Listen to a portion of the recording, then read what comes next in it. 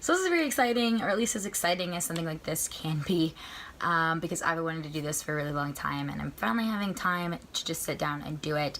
I have been getting a lot of questions about Mayo Clinic and why am I going and what even is Mayo Clinic, and I've just been getting a lot of questions about it, and I thought that it would be cool to address some of those things and kind of take you guys along on this crazy journey of this process. So, you know, from what happens to like getting, why am I going to Mayo, to actually being at the clinic, to even the follow-up appointments and the treatment plans afterwards, because this is something that I think there is a genuine curiosity about Mayo Clinic. It's a well-known place. If you have any medical background whatsoever, you've heard of Mayo Clinic. And even if not, most of the time if you Google any symptom or any condition, Mayo Clinic will be one of the first websites that pops up. So reasonably there's a lot of curiosity surrounding it. So I thought that this would be cool to kind of keep you guys kind of informed. And I also think that there's a stigma with chronic illnesses of like it has to be like hidden under the rug, and people are like ashamed of it. And I think that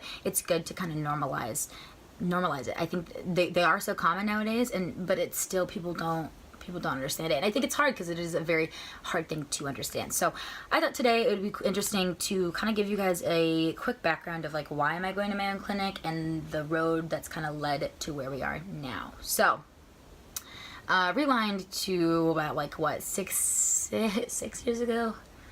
I don't know, a long time ago, when I was about 12 or 13, I was diagnosed with psoriasis. And if you don't know what psoriasis is, look it up online. Basically though, it's a skin condition that leaves you with like these red, patchy kind of rashes all over your skin. And I had had this for a while, but I remember it being very bad when I was like 12 or 13. So around middle school, junior high-ish age. And the kids, you know, that age are pretty ruthless, and I think are not very accepting to any foreign ideas or anything that, you know, is different than what they know. So reasonably, I got a lot of crap kind of for it. A lot of kids, you know, would make rude comments, and I'd have to be in gym class and have to wear, you know, a uniform, and kids would be like, oh, like, what's on your skin? Or like, are you contagious? I could have kids move away from, you know, the whole thing. And I also think, real quick, this is a whole other thing, but I think it also kind of distorted my like self-image a little bit. I think when you're growing up at that age is when you really kind of are starting to learn like who you are and like kind of start to come into yourself and like your, you know, who you are as a person. And I think it's very hard to do that when you are seen as like an alien, kind of, as you're seen as this foreign and different character. I think it's hard to kind of know who you are, I think. That's another thing. But yeah, so I suffered from psoriasis forever. I went to countless dermatologists. They'd all given me different like creams and ointments and topicals and all, you know, the whole 9 yards of different things to try and reduce it. Nothing worked. None of those topicals worked at all whatsoever. At one point, they even put me on something called light therapy. And I'm just gonna warning, this is like a genuinely, authentically real. If you know me, you'll know I'm very, I'm just an authentic person. I like to say I'm very like, I am who I am. So I'm just gonna be brutally real about this. About this whole video. It's just gonna be honest and just raw. So yeah, so I was diagnosed. So they tried to treat me with something called light therapy, which is essentially it's a UV light where they essentially try to burn your skin to try and get it back to like the normal like layer. And at one point I remember I'd have to actually get light therapy at 6 a.m. before I, you know, would rush off to school that started at 7:30. And it hurt. I mean, honestly, nothing at all compared to kind of where I'm at now, but you know, it wasn't a pleasant experience. Whatever. So nothing helped. Light therapy didn't work. Topicals didn't work. None of that worked. My mom recommended that we see another dermatologist, this new guy. We went. I mentioned very like briefly how my back had been hurting. I mentioned that to the old dermatologist, and she was like, oh, you're just growing, you know, whatever. I mentioned it to this new dermatologist, and he was immediately kind of rattled by it. And he was like, that's not normal for your age. Go to Riley Children's Hospital in Indianapolis. Go to Riley. So we did that. We went to Riley Children's Hospital. They immediately diagnosed me with something called juvenile psoriatic arthritis. Now, if you're watching this and you're like, oh, I know what that is, you probably are familiar with psoriatic arthritis, which is very similar, pretty much the exact same. However, mine was obviously the juvenile form, the juvenile form of it.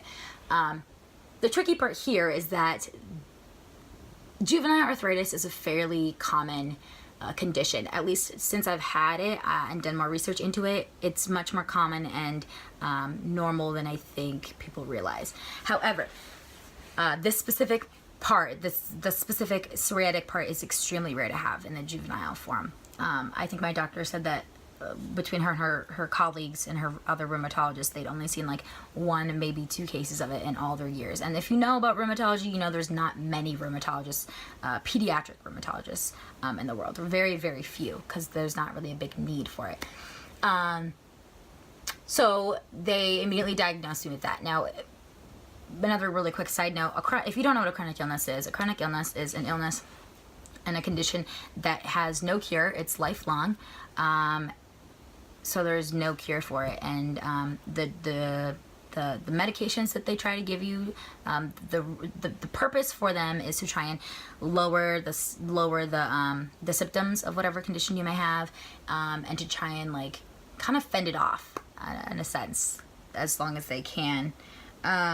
So when people say there's I think that's also that's a whole other thing. But I think people hear that they're like, that I'm on like medication, that I'm on like treatment, that I have like a treatment plan, and I think people think that I'm like better and like I'm getting cured, but it's not like that. It's very similar to cancer, where you can go into remission and be cured, whatever, and then it can come back a year later at full force again. So I was diagnosed with this chronic illness when I was 13 years old, and they immediately put me on something called methotrexate. Now, if you have a chronic illness, or if you're familiar with the medical field at all, you have heard of methotrexate. It's kind of one of those drugs that you hear about and you're like, oh yeah, that one. Yep, that's what methotrexate is. So for those of you who don't know, real quick, it's a chemotherapy drug that they use for cancer patients. However, the dose that I was on, it was an extremely low dose of it, so it wasn't anywhere near the effects that a cancer patient would have. However, I did experience very similar side effects. I did have the hair falling out. I had the nausea. I had I think also the mental and like emotional state of it, which is like you feel very, I hate the word depressed, because I just think that sometimes that's just a negative stigma to that, but a very like blah, like unmotivated, I'm gonna lay in bed all day kind of a feeling. So I was put on methotrexate once a week. They were injections, so thankfully I was obviously living at home. I was 13, I was in junior high, whatever, so my parents could give me the injections once a week. I did them on Friday night because the side effects did last, or they were the worst, like the following 2 or 3 days. So then I'd kind of be able to have the weekend to kind of fend those off, and then I'd, get back to school on the Monday and kind of do the whole thing over again. The only good thing about the methotrexate was that it cleared up my skin. My skin within a month, so within like 4 injections, my skin cleared up instantly, which was a blessing, because that was the one thing especially that like I actually went around day to day thinking about, whereas my joints was something that you're not self-conscious about your joints hurting. It's very different. So I was kind of a godsend with that. Well, we continued to see my rheumatologist at Riley Hospital. We went for regular checkups, and they found that the methotrexate, while it helped my skin, was not helping my joints at all. There was no improvement whatsoever. So they ended up putting me on a different medicine. Now, here's for another part where I just get brutally honest about it. I have truthfully been on probably about eight biologic medications at this point of my life. So if we're going to be 100% real, I don't even remember what I was on after that. Maybe Humira, maybe Enbrel. Honestly, I don't remember. But they put me on more drugs, so it was just a whole new batch of drugs.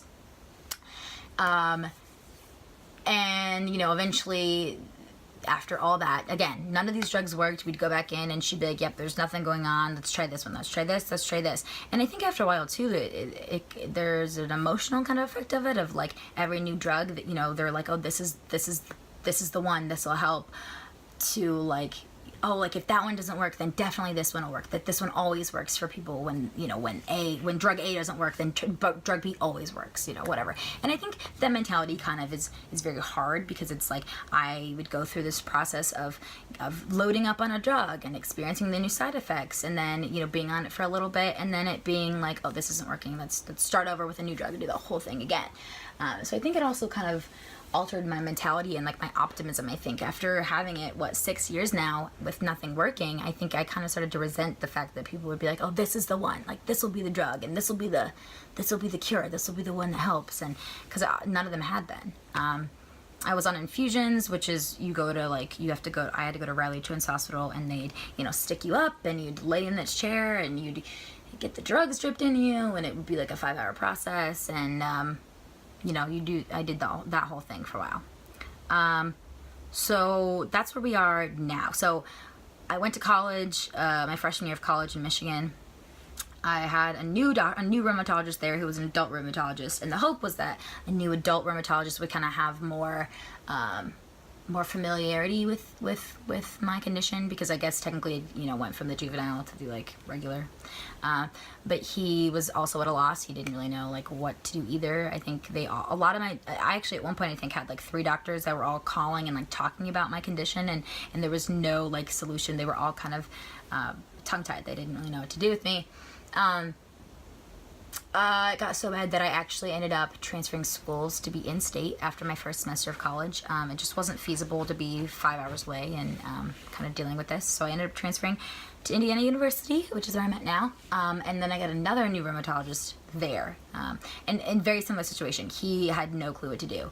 And reasonably, like, you know, when you've tried the whole 9 yards, you know, what else can you do? So that's kind of where we are here. So that's where I flash forward to like present day.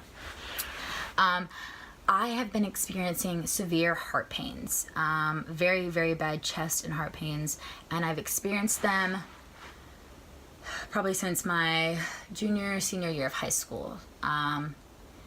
Really bad heart palpitations, really bad overall like heart pains, where it would just feel like my heart was like literally beating out of my chest. There was one point I was in history class, I think this was junior year, and the girl next to me like literally tapped me and was like, "Are you okay?" I was like, "Yeah." Like, why? She's like, "I can see your like heart beating." Like, you know, and then I'd go to the nurse's office, and I'm not joking, the nurses freaked out. Like, they cleared out all the kids in the nurse's office, and like were freaking out and everything like that. So I had really bad heart pains, and we tried to address that at Riley, and they did a bunch of tests, and they came back and said that it was just some of the medicines that I was on, that those were kind of giving me an elevated heart rate, and when everything was all right, whatever. But they didn't really look into it too much. They kind of weren't really concerned about it. Well, lately, it's been much worse. My heart has been hurting extremely badly and very noticeable. And I go to a pretty big campus, and it's gotten to a point I literally, like, walking has become like I'll walk like 5 feet and I'll feel like I just ran a marathon. Like, it's a genuinely like painful feeling, and it's very hard to explain it. And my joints are continuing to get worse. My joints, if anything, are worse now than they even were. I'm starting to get it in like weird places, like my hips. I never really had it bad in my hips before. Like, I had it literally everywhere else, but like my hips. But now my hips have been really hurting. I'm having really bad neck pain. It's just kind of just been very badly. The kicker of all of this is that my psoriasis came back about a year ago. It started coming back at full force, and it is currently at its worst. I've never had my psoriasis this bad ever. Thankfully, I am at an age, in a place kind of mentally now where I'm more familiar with it, and I'm more familiar with like who I am, and I kind of have more confidence than I did when I was like in 5th grade, whatever. I will say I still refuse to wear short sleeve shirts. I still refuse to wear shorts if I don't have to. I mean, it's gotten very bad, and if you'd like to see, I can show you again. That's weird maybe to show. I don't know. So it's very bad. It's all on my arms. It's on my arms here. I have it really bad on my stomach, which is also very weird because I never had it on my stomach before. When I had it really badly, it was like, a little bit on my legs and some on my elbows, and that was kind of it. Whereas now it's like on my stomach and on my back and on my legs, and it's pretty much everywhere. It's in my scalp, which has really been hard because I get like flaky and I have to wear hats, so I've literally been living in hats. And so that's where this whole Mayo Clinic thing comes in. I am at the lowest point I've ever been, and like I said, I'm just, this is a real, like, raw, authentic video. I am at the worst I've ever been. I am extremely discouraged. Truthfully, I think for anyone who knows me, you would know that I've been extremely optimistic and patient, I think, with this whole process, given everything that's happened, given the kind of condition and where I've been with it. I've always kind of remained hopeful and positive in the fact that I'm like, oh, something will help me. Whereas right now, I will say that I'm extremely discouraged, and I'm like really not, I'm not optimistic about what's going to happen. I'll give you my personal opinion real quick. I think that I think that they have the wrong diagnosis, and I've thought that for a very long time now. There are a lot of conditions and illnesses that actually, arthritis is like a pair diagnosis. It's like you have this, and then arthritis is usually common to be diagnosed with this other condition. I think I might have lupus, and if you know lupus at all, if it is lupus, that is extremely, that is life-threatening and affects your organs very quickly if you are not being treated for it. Lupus also affects your heart and your joints and your skin, so it's kind of like the whole thing. And I've said I've had lupus for the past, I'm not joking, I've told like every doctor I think I've had that I've had lupus, and all of them have been like, no, it's probably not. Which is also hard because lupus, if you know anything about lupus, it's extremely hard to diagnose because it presents itself in a lot of different ways, so it's very hard to have like a clear diagnosis of it. But if it is lupus, the number one cause of death for lupus patients is having heart failure and stuff. Also, there's a history in my family with heart failure, and I'm already experiencing heart pains, and my risk for like a heart attack, I think, goes up like some crazy, like 40% by the age of 30. There are a lot of serious effects and serious things that happen if you do have lupus. So we're hoping that by Mayo I get a correct diagnosis and hopefully a treatment plan. That again is a whole nother discussion, because the treatment for lupus is extremely rough, and I feel like I have a very high pain tolerance. I've been getting shots at home since I was 13, and before that I was doing 2 allergy shots a week. At one point I was getting I was getting 4 shots a week. I have a very high pain tolerance, but I have heard that the lupus treatments are very hard and very invasive, and again, it's hard because chronic illnesses, there's no cure, there's no treatment. So maybe this will, handle me for a year or something, and then it'll come back again. So the hardest part, I think, right now is just getting kind of the energy and the willpower to continue to fight it. Because I think after 60 years of this process, I think my mentality has kind of become, what's the point? And then, my parents will tell me the point is that you want to live a normal life, essentially, and you want to live a long life. And if it is lupus or something, I need to be on medication to make sure that my organs aren't failing and that my heart's not failing. That's just kind of where we're at right now, and where my life's at, and where I'm at. I have no energy to see people really anymore. I have my own apartment in Bloomington, which is where IU is, and I pretty much go to classes and then come back and do homework or sleep. I don't have the energy right now to do much of anything, and if I do, my joints hurt or something like that. It's also been extremely hard because I am graduating a year early from college. I'm graduating in 2019, and I was really hoping and was kind of planning on going to Uganda for an internship, which was something I was really passionate about and really excited about for a very long time. And I don't think I'll be able to do that anymore, just given the circumstances and the logistics and I don't think I'll be able to do that anymore, which is really hard because that is something, like I said, I've for those of you who know me in person, you'll know that like I have like a huge heart for like third world countries and community development and all that kind of stuff. So the fact that I might not be able to do something like that because of this is extremely discouraging as well, because I have worked very hard at making sure that my illness doesn't define who I am. Most people don't know I have an illness. People are very much in the dark, and I keep it that way because I don't like the sympathy or like the coddling, I think sometimes that comes with it. I just want to be treated as a normal person. But that being said, I'm not a normal person, and I've this past year has made me kind of have to accept and realize that like I'm not okay, and I need to accept that I'm not okay, and that I need to accept that I need to kind of start to alter kind of my life and how I'm living. Yeah, so that was long, and if anyone watches this, just keep me in your prayers, because I really need them right now. And I'm just really discouraged, and I'm really hoping that we find a solution that, I don't know. I don't really know the best case scenario, truthfully, either. Like, I've had people ask me people tell me that they're, oh, like, congratulations on Mayo, but I don't know, but to me, it's just kind of like just a confirmation that I'm a mess, kind of, that I'm, like, defective. And if you're watching this and if you have a chronic illness, then you'll understand 100% what I mean when you say that, like, you feel like you're defective, like you're faulty, like it's your fault somehow. Which is so wrong because it's not true at all, and it's just not true. But yeah, so I don't really know what the best case scenario is. But I'm hoping that we find some answers by going to Mayo Clinic. So, thank you for watching this super long video. And keep me in your prayers, and I'll keep you guys updated as this kind of crazy process continues. Yeah. So thanks for watching, and alright, that's kind of it. Alright, peace.